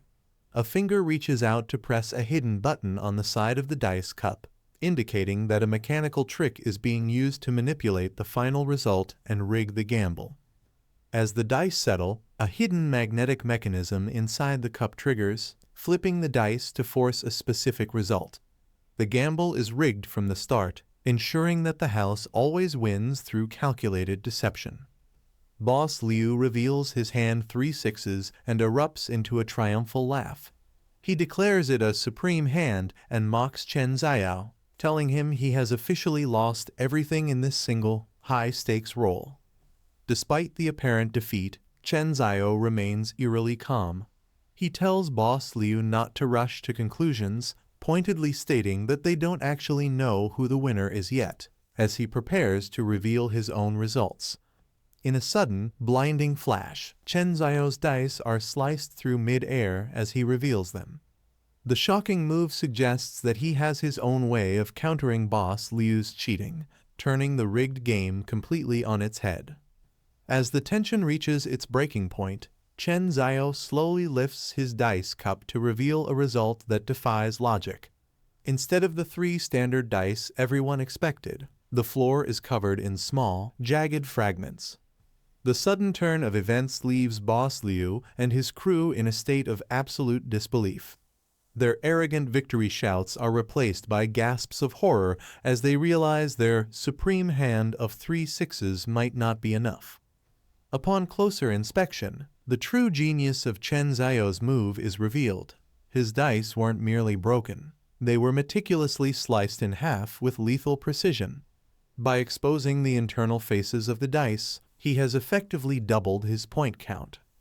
The hostages and onlookers watch the scene unfold with wide-eyed amazement, struggling to comprehend the incredible feat they just witnessed. They whisper in shock, wondering how the dice were split so perfectly and how a supreme hand could be so easily dismantled. Chen Zio reveals that his total points equal 21, officially outscoring Boss Liu's supreme hand.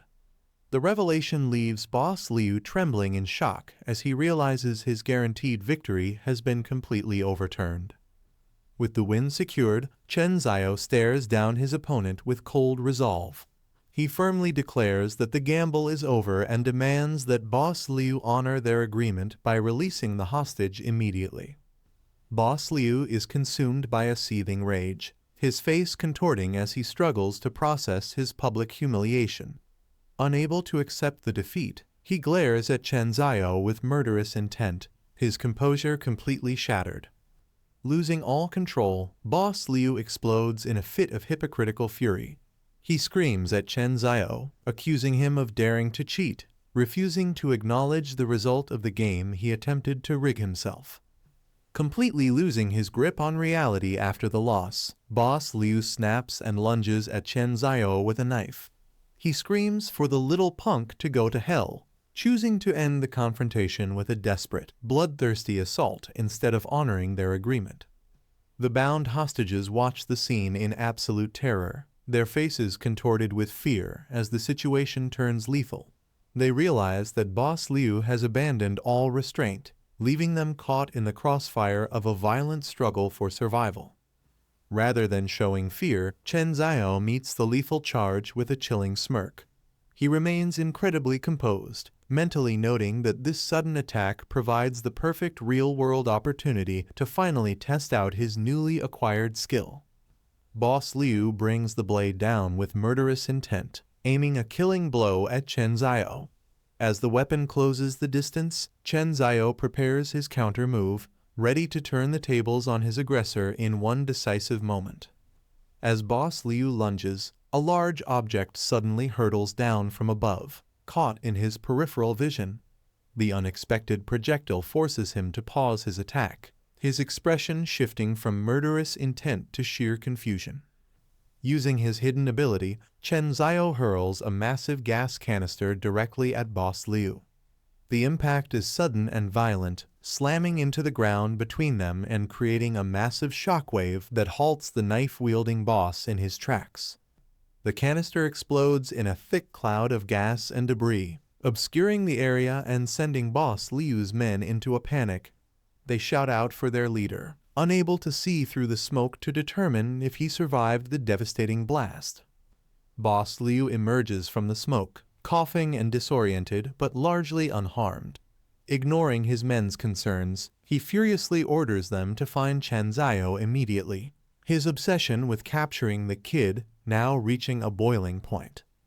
As the smoke from the explosion begins to settle, Chen Zio stands calmly, completely unfazed by the recent blast.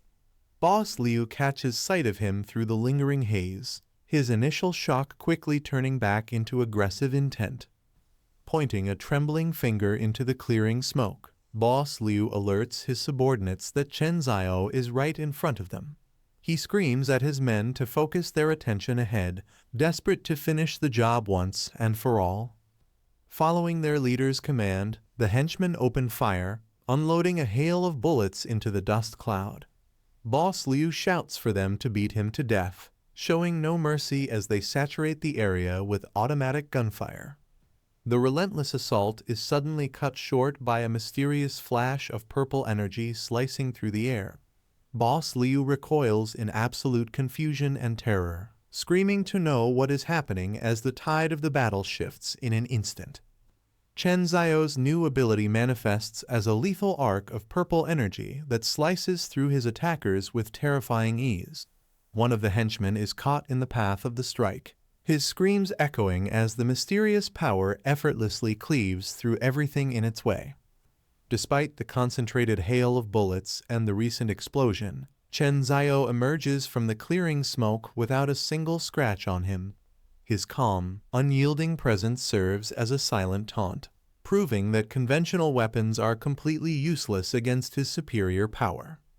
Driven to absolute desperation, Boss Liu's men prepare a heavy-duty rocket launcher for a final, devastating strike. They boast that no matter how tough or fast Chen Zhao may be, a direct hit from such a high-caliber weapon is impossible to dodge. With a roar of defiance, they fire the massive weapon directly at Chen Zhao, igniting a violent explosion. Boss Liu bets everything on this overwhelming show of force, hoping that pure destructive power can finally kill the man who has defied every other attempt on his life. As the rocket closes in, Chen Zhao activates his space barrier. The blue energy field manifests instantly, creating a near-impenetrable wall between himself and the incoming explosive. Chen Zhao remains completely undisturbed within the safety of the barrier. The intense blue light of the spatial defense surrounds him, emphasizing the massive gap in power between his abilities and conventional weaponry. Upon impact, the rocket fails to explode as intended. Instead, the overwhelming force of the barrier causes the massive projectile to shatter and crack into pieces, rendering the heavy-duty weapon completely ineffective. Boss Liu is left in a state of absolute disbelief, his face dripping with cold sweat. He screams in terror, unable to comprehend how his most powerful weapon was neutralized so effortlessly by a power he cannot understand. A massive missile hurtles toward Chen Zhao as Boss Liu resorts to total destruction. Despite the imminent threat falling from the sky, Chen Zhao remains perfectly still, facing the overwhelming weapon with an unsettling lack of fear. Chen Zhao mockingly asks Boss Liu if he truly finds it this difficult to accept defeat in front of so many witnesses. He stares directly at his opponent, completely unfazed by the destructive force closing in on him. With a lethal glint in his eyes, Chen Zhao questions if Boss Liu actually intends to go back on his word. His calm demeanor shifts into a cold, predatory focus, signaling that the time for games has finally ended. Before the missile can strike, Chen Zhao unleashes his power, slicing the massive projectile into harmless fragments mid-air. With effortless precision, he neutralizes the threat, leaving Boss Liu's final desperate attempt in ruins. Chen Zhao walks forward with an aura of absolute dominance, his presence heavy as a discarded blade lies abandoned in the street. The sheer coldness in his movement suggests that the initial skirmish is already over, leaving only the final judgment to be delivered. The power dynamic has shifted completely, leaving Boss Liu reeling from the sudden turn of events. As Chen Zhao closes the distance, the criminal leader is struck by a wave of realization that he is no longer the one in control of the situation. Walking down the steps with indifference, Chen Zhao mocks Boss Liu, telling him that since he doesn't even possess a decent blade, he is no longer qualified to negotiate. Behind him, a sweating and panicked Boss Liu realizes that something is fundamentally wrong with the man he once considered a simple target.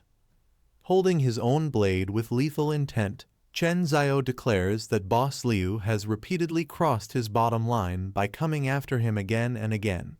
With cold eyes and a steady hand, he announces that the time has finally come for them to settle their accounts once and for all. Boss Liu realizes that continuing the fight is a losing deal. He notes that Chen Zhao's strange abilities and secure Safehouse make him a walking goldmine, far too valuable to simply destroy in a direct confrontation. Frustrated and overwhelmed by the situation, he rubs his face while reconsidering his strategy. He determines that finding a way to exploit Chen Zio's resources is a much better path than a suicidal battle. Shifting his persona, he puts on a friendly front and addresses Chen Zio as brother.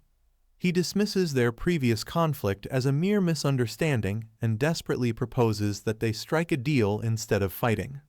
In a brief break from the story, an announcement reveals that a new series is now online. Readers are informed that they can expect 2 new chapters to be released every week. The creator shares an update, reassuring the audience that the story remains fair and honest for readers young and old alike. Accompanied by an image of the protagonist with glowing eyes, the message sets a serious and intense tone for the journey ahead. A major announcement reveals a new, faster release schedule featuring double updates every Friday and Saturday. This increase in content aims to keep the momentum going, but the creator notes that the growth of the series relies heavily on community engagement. Desperate for mercy, the man warns Chen Zio that killing him is pointless, but he can help him survive. He offers to split a precious stash of antibiotics like penicillin and cephalosporin if he is spared. He reminds Chen Zio that a simple infection can be fatal and medicine is now the ultimate prize. Chen Zio coldly agrees, acknowledging that in their world, antibiotics are indeed the most valuable currency. Chen Zio reveals to Boss Liu that his supplies are far greater than he can imagine. Boss Liu counters, stating that food and drink are useless without medicine, as a single illness can be fatal in their world. He offers a deal, a hidden batch of antibiotics in an abandoned factory, for which only he knows the password. Chen Zio agrees to the cooperation, declaring that tonight's conflict ends here. Chen Zio declares the conflict over, relieved that their misunderstanding has finally been cleared up. He sends Boss Liu on his way, suggesting they discuss the specifics of their arrangement another day.